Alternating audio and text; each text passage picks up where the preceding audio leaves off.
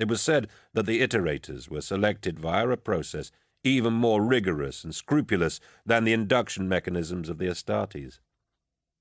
1 man in 1,000 might become a legion warrior, so the sentiment went, but only 1 in 100,000 is fit to be an iterator.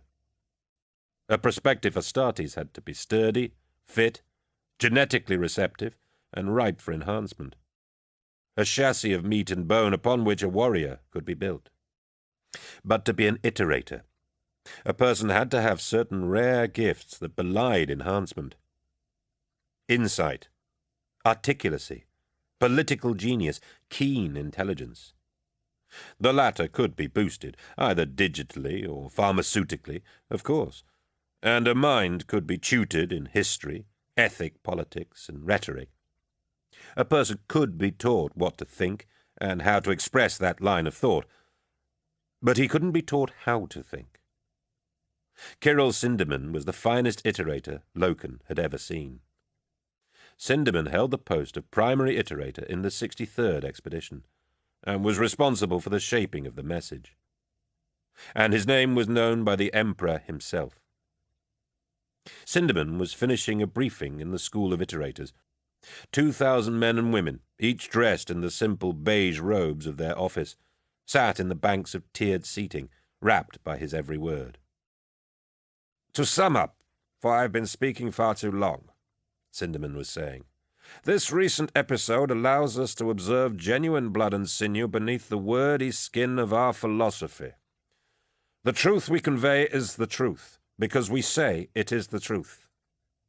Is that enough?" He shrugged. "I don't believe so.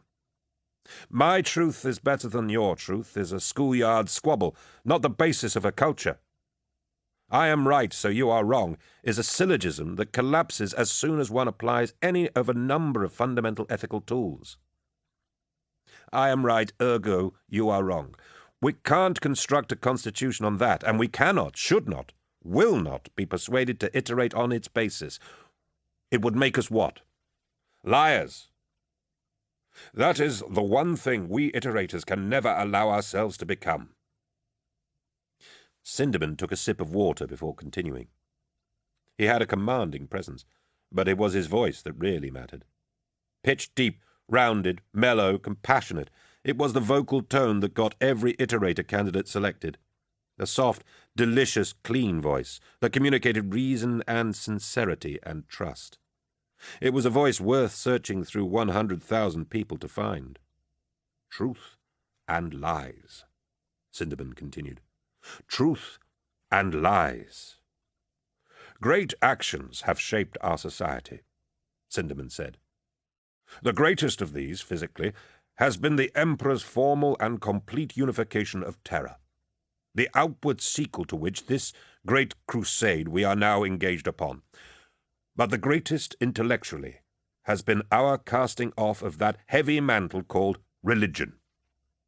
Religion damned our species for thousands of years, from the lowest superstition to the highest conclaves of spiritual faith. It drove us to madness, to war, to murder. It hung upon us like a disease, like a shackle ball. I'll tell you what religion was. Ignorance. Since the earliest times, our species has striven to understand the workings of the cosmos, and where that understanding has failed, or fallen short, we have filled in the gaps, plastered over the discrepancies with blind faith. Why does the sun go round the sky? I don't know, so I will attribute it to the efforts of a sun god with a golden chariot. Why do people die? I can't say, but I will choose to believe it is the murky business of a reaper who carries souls to some afterworld. Sindermann got down off his podium and walked to the front steps of the stage, beyond the range of the vox mics. Though he dropped his voice low, its trained pitch, that practiced tool of all iterators, carried his words with perfect clarity, unenhanced, throughout the chamber. Religious faith, belief in demons, belief in spirits, belief in an afterlife, and all the other trappings of a preternatural existence, simply existed to make us all more comfortable and content in the face of a measureless cosmos. They were sops, bolsters for the soul, crutches for the intellect, prayers and lucky charms to help us through the darkness. But we have witnessed the cosmos now, my friends. We have passed amongst it. We have learned and understood the fabric of reality. We have seen the stars from behind and found they have no clockwork mechanisms, no golden chariots carrying them abroad. We have realized there is no need for God, or any gods, and by extension no use any longer for demons or devils or spirits. The greatest thing mankind ever did was to reinvent itself as a secular culture. His audience applauded this wholeheartedly. There were a few cheers of approval. Iterators were not simply schooled in the art of public speaking. They were trained in both sides of the business. Seated amongst a crowd, iterators could whip it into enthusiasm with a few well-timed responses, or equally turn a rabble against the speaker. Iterators often mingled with audiences to bolster the effectiveness of the colleague actually speaking. Sindermann turned away, as if finished, and then swung back again as the clapping petered out, his voice even softer and even more penetrating. But what of faith? Faith has a quality. Even when religion has gone, we still need to believe in something, don't we? Here it is.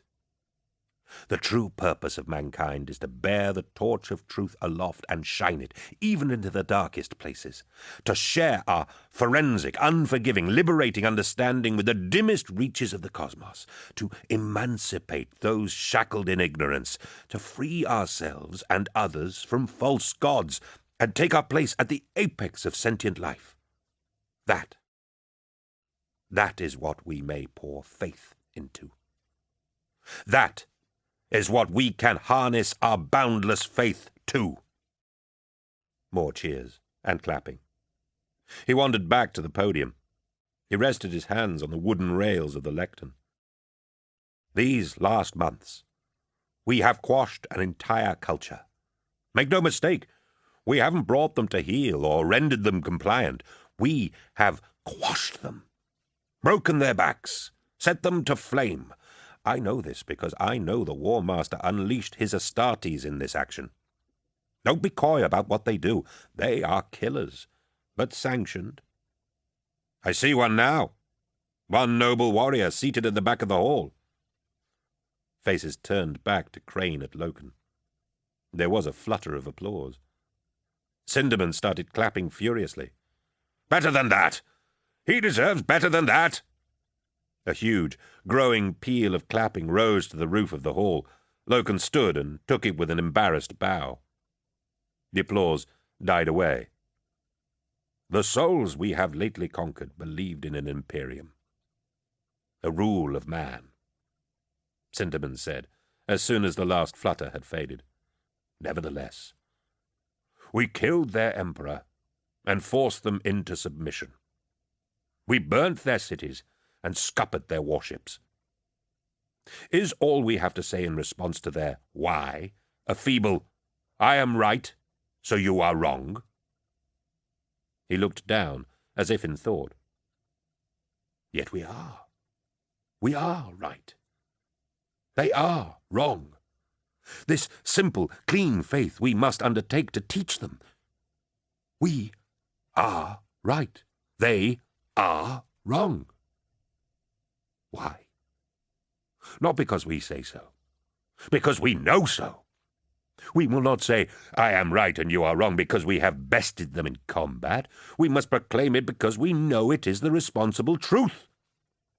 We cannot, should not, will not promulgate that idea for any other reason than we know, without hesitation, without doubt, without prejudice, that it is the truth. And upon that truth we bestow our faith. They are wrong. Their culture was constructed upon lies. We have brought them to the keen edge of truth and enlightened them. On that basis, and that basis alone, go from here and iterate our message. Dismissed!